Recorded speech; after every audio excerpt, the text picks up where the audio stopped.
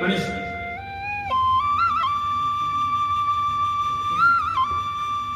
જ્યાં એનો પ્રકાશ પડેલો છે, જ્યાં ચિહ્ન પડેલું છે, એટલે એને શિવલિંગ નહીં સમજવાનું, પણ સાહેબ જ્યોતિ પ્રગટ થઈ છે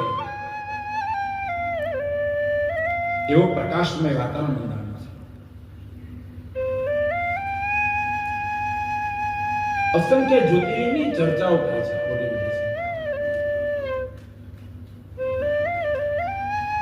મહાકાળની નગરી એટલે અવતી નગરી, જેને આપણે બધાએ આજે ઉજ્જૈન કહીએ છીએ.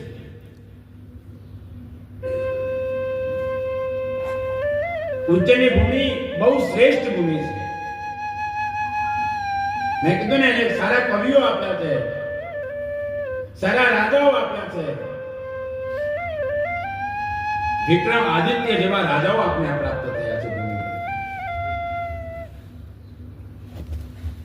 ઉજ્જૈનની ભૂમિની સૌથી મોટી શ્રેષ્ઠ વાત હોય ને, ત્યાં સૌથી વિદ્વત બ્રાહ્મણો રહેતા.